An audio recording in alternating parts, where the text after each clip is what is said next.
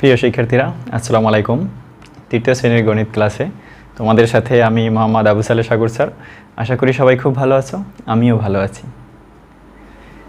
আজকে আমাদের আলোচ্য বিষয় এখানে লেখাই আছে, দেখলে বুঝতে পারো যে জ্যামিতি। এখন আমাদের জ্যামিতির আগে পড়া হয়েছিল যে সমকোণ কাকে বলে, সূক্ষ্মকোণ কাকে বলে, স্থূলকোণ কাকে বলে। মোট 7 ধরনের কোণ আছে, কিন্তু এই 3টা কোণকে আমরা শিখেছি। এই 3টা কোণ সম্পর্কে আমি আগে একটু জিজ্ঞাসা করে নিই। প্রথম একজনকে আমি জিজ্ঞাসা করব একটু যে সমকোণ সমান কত ডিগ্রি? সমকোণ সমান কত ডিগ্রি?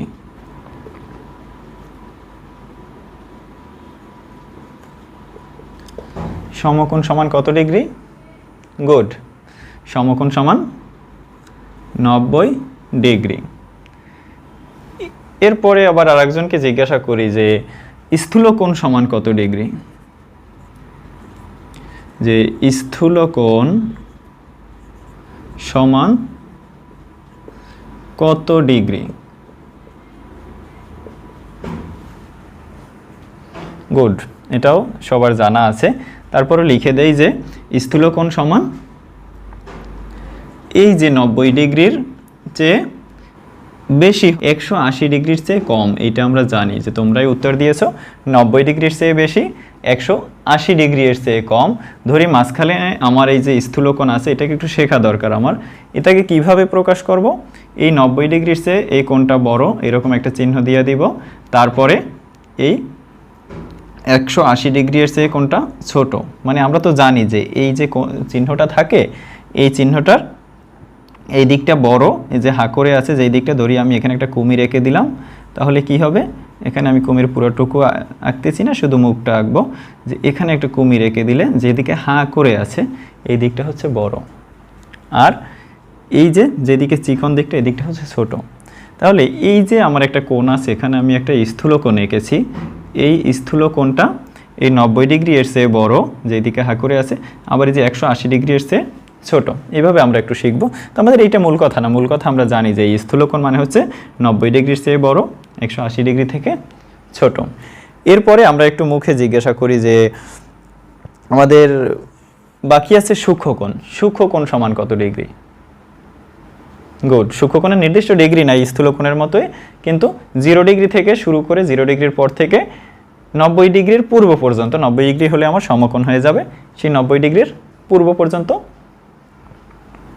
সূক্ষ্মকোণ। আচ্ছা, এখন আমরা আজকে একটু শিখব যে এই কোণগুলো কিভাবে আঁকতে হয়। সমকোণ আমি সহজে বুঝতে পারবো যে সমকোণ হচ্ছে 90 ডিগ্রি, একটাই পরিমাপ, একটা আঁকতে পারবো। কিন্তু সূক্ষ্মকোণের ক্ষেত্রে একটু সমস্যা বলবো না, কিন্তু আমাদের ট্রাই করে বারবার একটু কয়েকবার ট্রাই করলে আমরা যে কোনো পরিমাপের, ধরি আমি সূক্ষ্মকোণ বলতে কি আসলে 90 ডিগ্রির ছোট 80 ডিগ্রি, হ্যাঁ 80 ডিগ্রি সূক্ষ্মকোণ। আবার যদি বলি 10 degree, 20 degree, 15 degree, 28 degree, 26 degree, যে কোনো পরিমাপের থাকতে পারে, এই রকমের সূক্ষ্মকোণও আছে। এই কোণগুলো আমরা কিভাবে আঁকবো সেই জন্যই আমাদের আজকের ক্লাস। সেতে সূক্ষ্মকোণ হোক, সমকোণ হোক, স্থূলকোণ হোক, এইগুলো একটু দেখবো। তো ভয় পাওয়ার কিছু নাই, কারণ আমরা দেখি যে ছোট বাচ্চারা প্রথমেই কিন্তু তারা আসলে হাঁটা শিখে না, হাঁটতে গেলে অনেকবার পড়ে যায়, হাঁটা শুরু করে আবার পড়ে যায়, একসময় সে হাঁটতে শিখে। আমাদের ওই রকমের আমরা কয়েকবার যখন আঁকা ট্রাই করবো, দেখবো আমরাও খুব সুন্দর এবং সূক্ষ্মভাবে নির্দিষ্ট পরিমাপের কোণ আঁকতে পারি। এখন তাহলে আমরা শুরু করি আমাদের লেখা। সবাই খাতা নিয়ে আমার সাথে লিখবে। তো প্রথমে আমার 1 নম্বরে যেটা করব সেটা হচ্ছে 1 নম্বরে লিখব একটা সূক্ষ্মকোণের নির্দিষ্ট পরিমাপ দিয়ে শিখবো। যে কোনো পরিমাপ হতে পারে, আমরা 60 ডিগ্রি দিয়ে শিখি যে 60 ডিগ্রি পরিমাপের 60 ডিগ্রি পরিমাপের একটি কোণ। এখানে 60 ডিগ্রি পরিমাপের একটি সূক্ষ্মকোণ কিন্তু দেয়া দরকার নাই, 60 ডিগ্রি পরিমাপের একটি কোণ। এখানে আঁকও থাকতে পারে, অথবা আমরা এখন উত্তর দিয়ে এখন লিখবো। আমরা উত্তর বলতে আমরা তো এখানে সরাসরি উত্তর লিখবো না, আমরা তো ওখানে এত নং প্রশ্নের উত্তর এরকমের দিয়েই দিব। আচ্ছা, এখন আমরা উত্তর কতটুকু লিখবো সেই জন্য এইটা আমার কোশ্চেন, এইটা দেয়া থাকবে। এখান থেকে আমি যে লেখা শুরু করব সেইটা আমাদের পরীক্ষায় হোক বা আমাদের মূলত উত্তর লিখতে হবে। তাহলে 60 ডিগ্রি পরিমাপের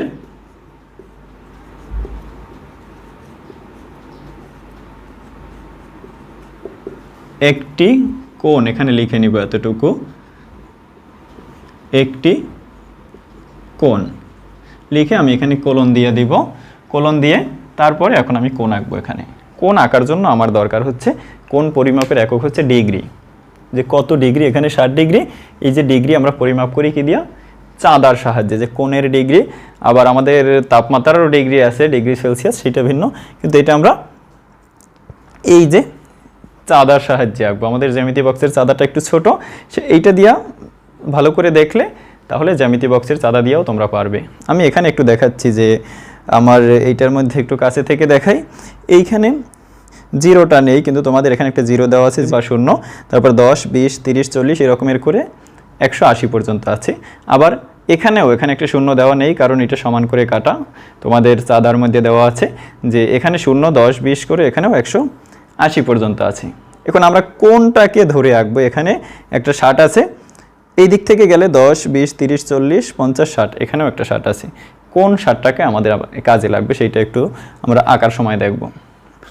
এই 60 ডিগ্রি কোণ আঁকার জন্য প্রথমে আমি এখানে স্কেলের সাহায্যে একটা দাগ দিব। তোমরা অবশ্যই তোমাদের স্কেল ব্যবহার করবে। আমি এইটার সমান পাশ দিয়ে, চাঁদার সমান পাশ দিয়ে একটা দাগ দিচ্ছি। এই দাগের ধরি আমি এই কর্নারে কোণ আঁকবো। এই কর্নারেও আঁকা যাবে, এখানেও আঁকা যাবে। এখন আমার এই যে চাঁদাটা আছে, তোমাদের চাঁদার এখানে কিন্তু দেখবে যে এই নিচের কিছুটা উপরে এখানে একটা দাগ দেওয়া আছে, আবার এখানে একটা দাগ দেওয়া আছে, এখানে উল্টো টি এর মতো আছে। এইটাকে এই যে দাগের সাথে মিশিয়ে ধরবে, কিন্তু তোমরা কিন্তু একবারে চাঁদার নিচের অংশটা ধরবে না। তোমাদের চাঁদাটা তো ক্লিয়ার ভিতরে দেখা যায়, ওইটা এই দাগটা এই যে দাগের সাথে মিলিয়ে ধরবে। এরকম ধরার পরে এই যে ফোটার পরে আমার কি এই দিকে দাগ আছে নাকি এই দিকে দাগ আছে? আমার দাগটাই ডান দিকে আছে। এই যে ডান দিকে যে জিরো, সেই জিরো থেকে আমি হাঁটতে হাঁটতে হাঁটতে হাঁটতে হাঁটতে হাঁটতে আমার এখানে 60 কোথায় আছে সেটা দেখব। আমার কিন্তু এই দিকেও একটা 60 আছে।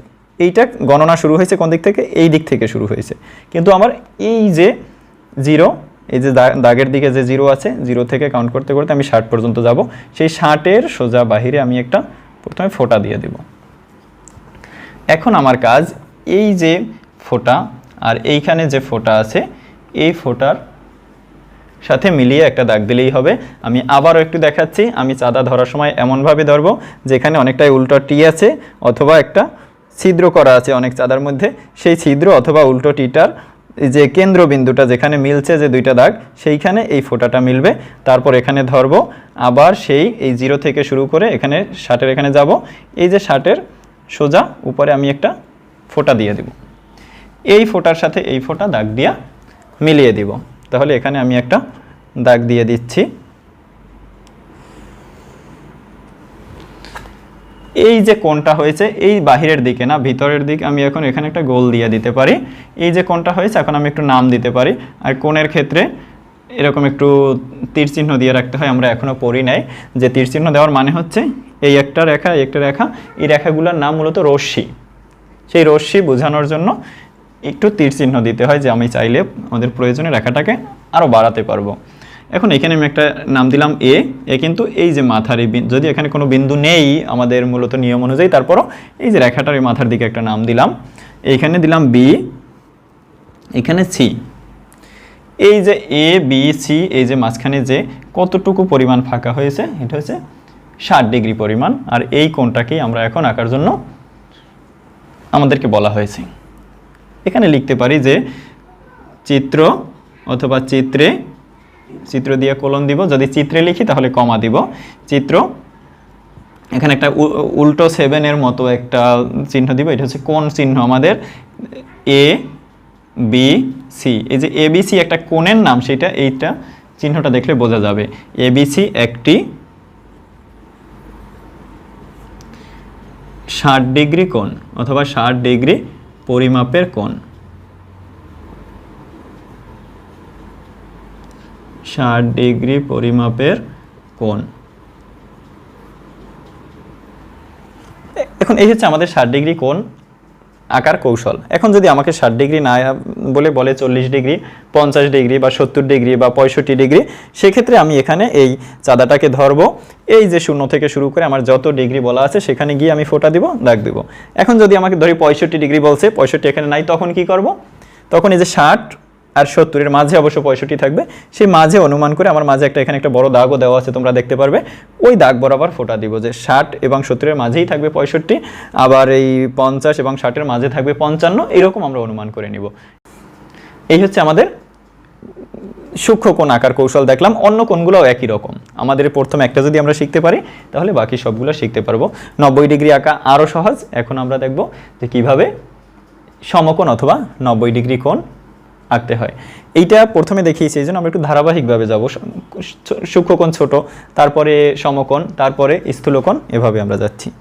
এটাকে মুছে দিচ্ছি। মুছে আমরা এখন 2 নম্বরে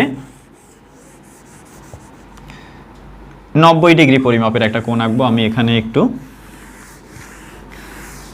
এইটুকু মুছে দিলাম, শুধু প্রশ্নটা আমি আর এখানে লেখাই আছে, সেই জন্য 2 নম্বরে আমি লিখব 90 ডিগ্রি পরিমাপের একটি কোণ। আচ্ছা, এই 90 ডিগ্রি পরিমাপের একটি কোণ আঁকার জন্য সেম আমি আগের মতো একটু উত্তরের মধ্যে, আমার এখান থেকে উত্তর শুরু হবে লেখা, এখানে লিখতে পারি যে 90 ডিগ্রি পরিমাপের একটি কোণ।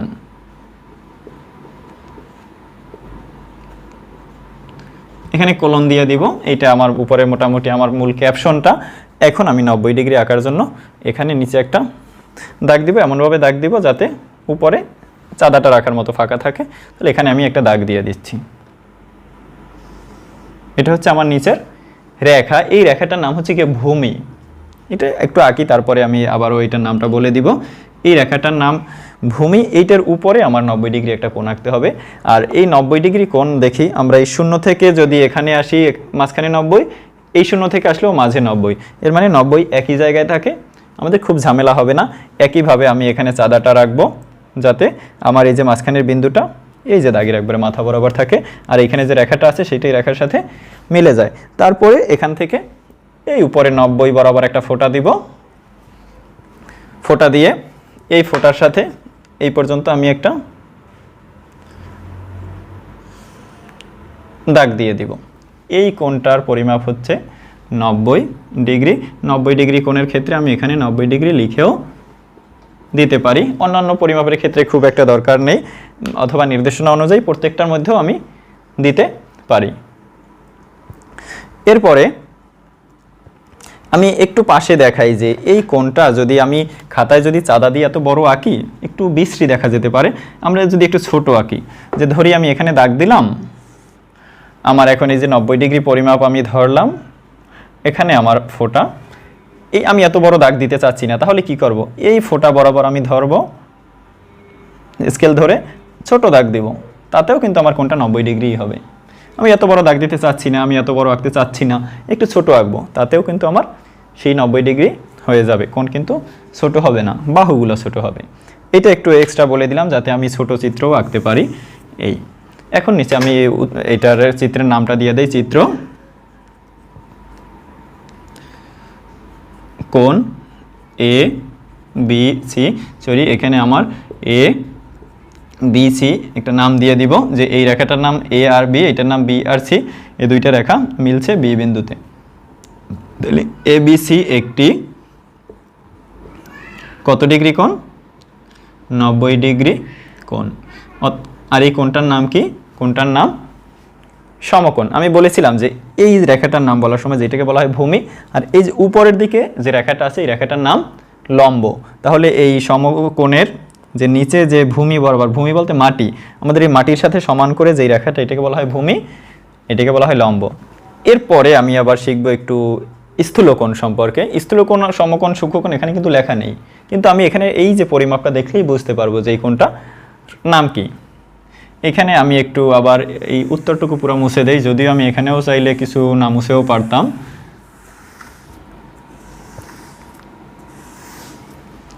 এইটুকু মুছে এখন আমি 90 ডিগ্রি এর চেয়ে বড় একটা কোণ আঁকবো। 90 ডিগ্রি থেকে 80 ডিগ্রি এর মধ্যে থাকবে স্থূল কোণ। ধরি আমি 120 ডিগ্রি পরিমাপের একটা কোণ আঁকবো। তার জন্য আমি এখানে উত্তর আমার শুরু 120 ডিগ্রি পরিমাপের একটি কোণ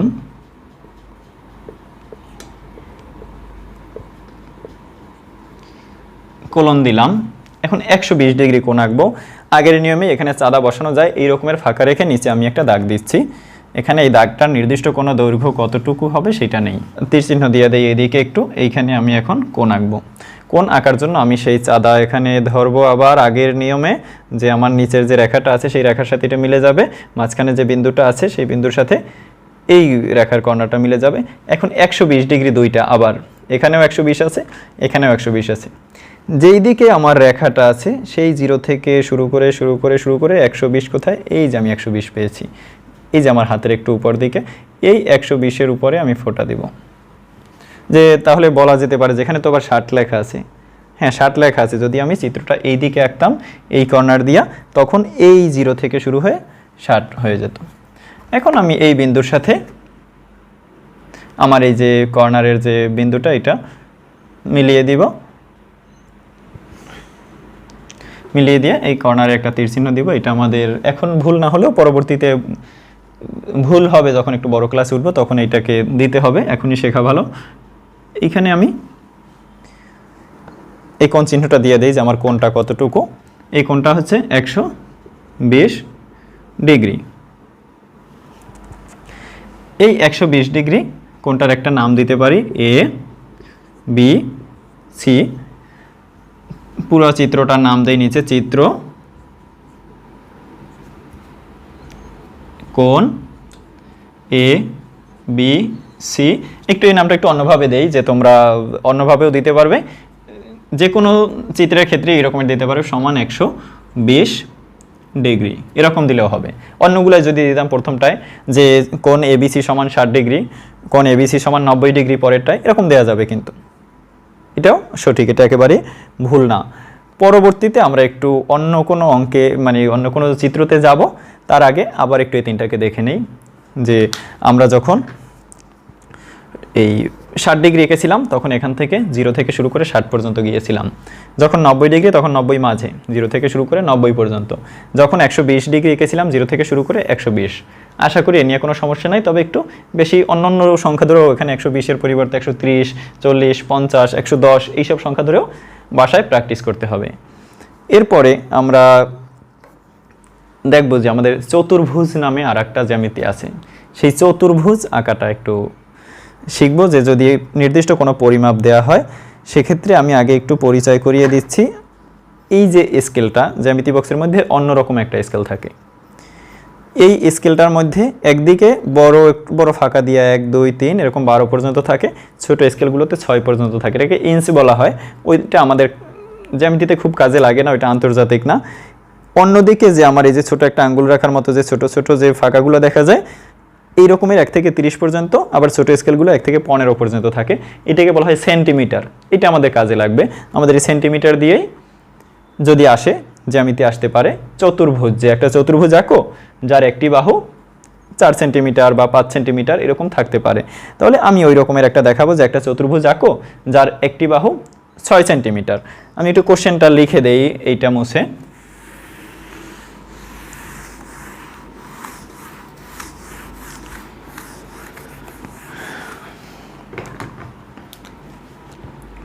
চার নম্বরে একটি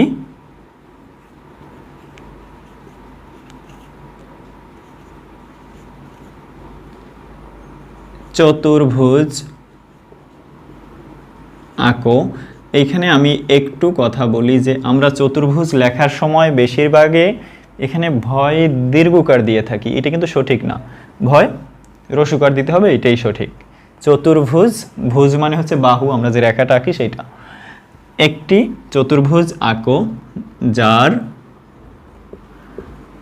একটি বাহু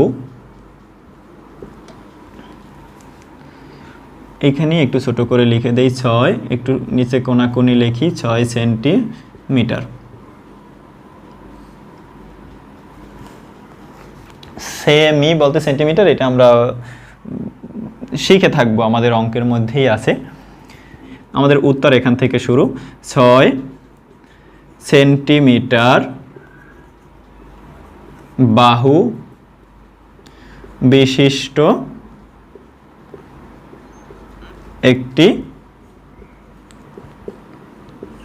চতুর্ভুজ।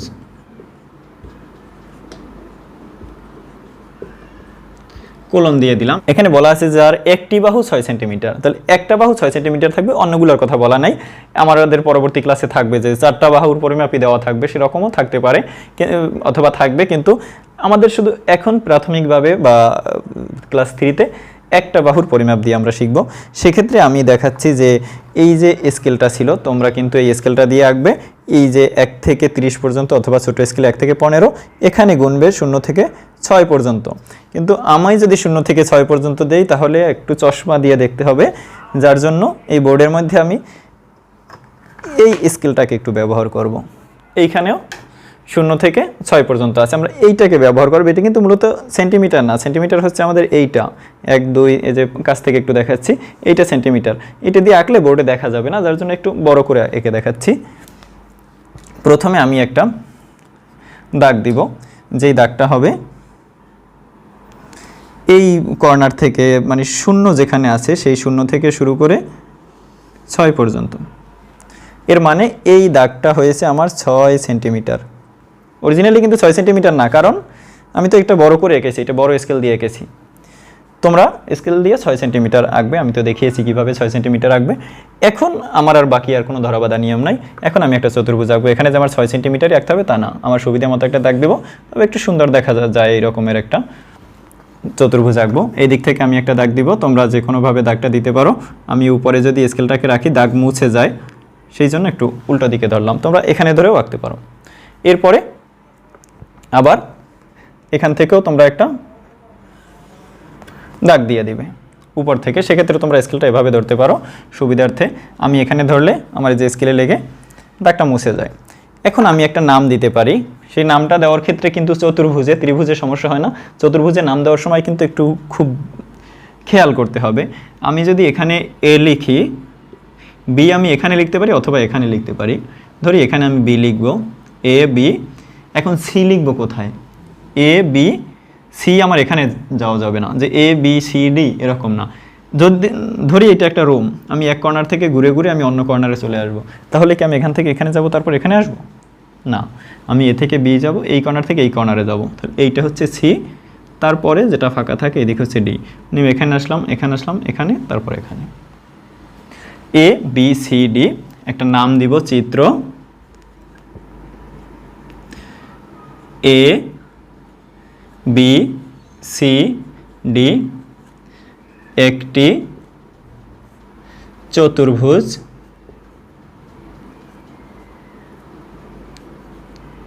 যার, এখন কোন বাহুটা এখানে আমি প্রথমে এঁকেছিলাম, এইটাকে আমি 6 সেন্টিমিটার এঁকেছিলাম, সি আর ডি। তাহলে এখানে আমি 6 সেন্টিমিটার লিখে দেই।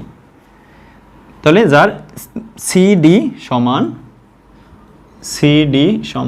6 সেন্টিমিটার, এতটুকু শেষ। এই 4টা জ্যামিতি যদি তোমরা একটু ভালো করে প্র্যাকটিস করো বারবার, এখানে 6 দিয়া, 5 দিয়া, 4 দিয়া, 7 দিয়া বিভিন্নভাবে একটু প্র্যাকটিস করলে তোমরা কিন্তু যে কোনো পরিমাপের এরকমের ভিন্ন ভিন্ন দিলে পরীক্ষায় খুব ভালোভাবেই পারবে। তবে সেজন্য একটু বারবার প্র্যাকটিস করতে হবে, কারণ আমি স্কেলটা ধরলে একটু যখন আমি দাগ দিব দেখা যায় আমি এখান থেকে দাগ দিচ্ছি, স্কেলটা নিচে চলে আসছে, আবার আমি দাগ দিচ্ছি, স্কেলটাও আমার পেন্সিলের সাথে চলে যাচ্ছে।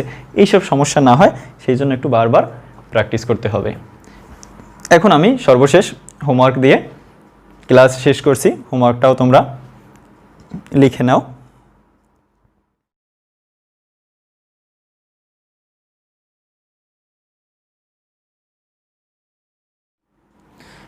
সবাইকে অসংখ্য ধন্যবাদ মনোযোগ দিয়ে ক্লাস করার জন্য।